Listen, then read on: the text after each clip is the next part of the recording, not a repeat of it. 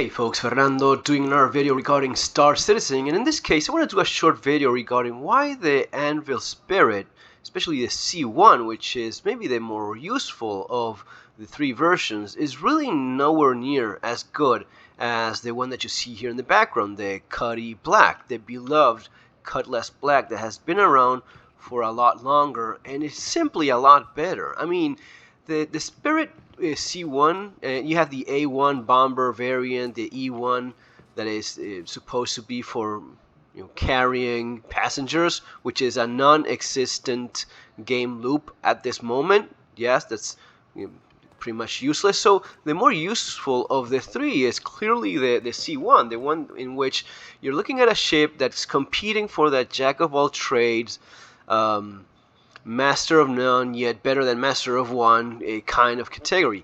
But why would you ever buy that versus buying a cheaper Cutty Black? The Cutty Black is going for $100. The C1 is currently going for 110.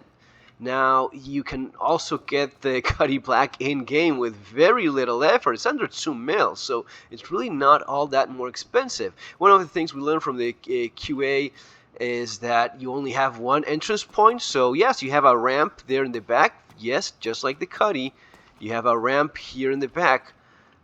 But that's the only entrance. One of the things that players keep asking for is more options to access, especially some of the medium to larger ships. Now here, yes, you have the entrance point here with a ramp, but you also have these other two possible entrance points that you can access them, and I've done this in the past.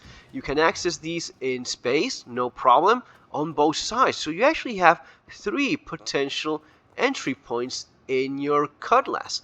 Why would you ever prefer to have a ship that only has one entry point, at least in that regard, in terms of accessibility?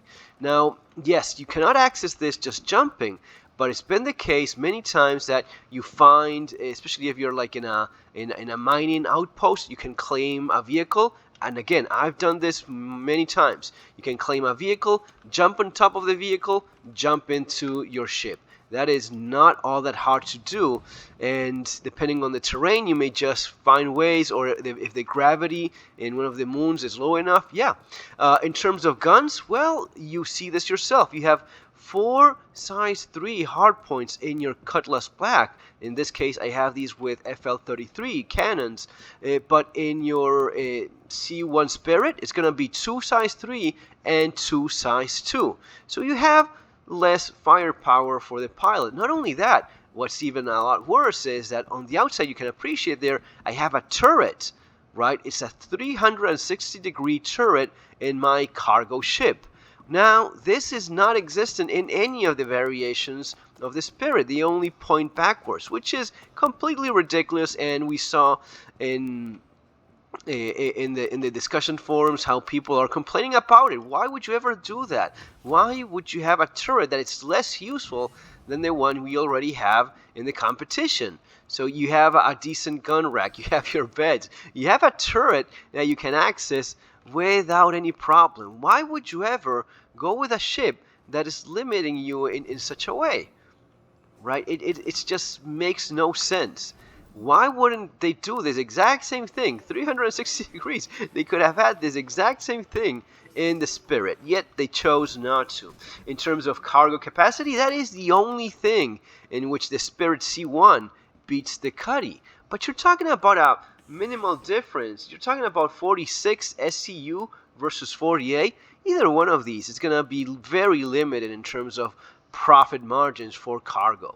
You're looking at a ship that does a little bit of everything, but really cargo is not the kind of thing you do as a money grind with either the Cutty or the Spirit. Now, getting here a mining vehicle, yes, I suppose it's going to be the case for both of these. So there's they are equal in that way. One of the things that could possibly, in terms of missiles, forget about it. You have 4 missiles in your Spirit. You have 16 missiles in your Cutty Black. It just does not even compete. It is a ship that just looks very nice, looks very pretty, but it has nothing going for it over the Cutlass Black, which is a proven and beloved ship, and probably has a lot more character as well. In terms of the tractor beam, yeah, both of these are supposed to have a tractor beam, so that is again not a thing. Now the only other thing that besides the 2 SU difference, which is negligible, really, it's pointless to even bother with that. Firepower, I mean, this is more than clear that multi-role, you're going to be using this one a lot better with more players than the Spirit, especially someone manning that turret. But finally, the idea that the Spirit is going to be more maneuverable and faster, and, well, that is to be seen yet. But I have strong opinions about how likely that will be, given that you have VTOL in your Cutlass Black. As you see, this engine pointing directly down in a 90-degree angle, you can adjust this. Let me actually show you for guys that are not used to, don't know how the ship works. But and let's actually go for a ride since we are talking about our beloved Cuddy so much. The big difference here is that I don't know yet how much faster and how much more agile the Spirit will be, and it's supposed to be one of those things that, yes, it's supposed to be better. As of right now, we just don't know. But it's not only that we just don't know.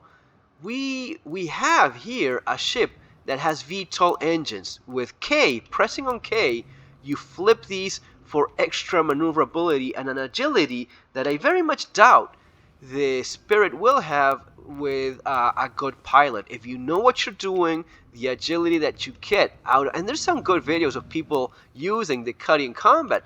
The Cuddy is agile enough, especially in space, for decent fighting. But going for the VTOL mode and how much more agility and quickly changing direction that allows it to do, it's not even close to a ship that hasn't got VTOL in it. So that's my take, guys. I don't think that the Spirit, especially the C1, has been made a strong enough contender. Now, if CIG is listening at any of this, which I very much doubt, dude, do make that turret at least a 360-degree turret. Find a way of getting a little bit more cargo in there so as to be more of an alternative, especially given that you're charging 10% more for that ship. Yeah, and that would be the minimum I'd look into.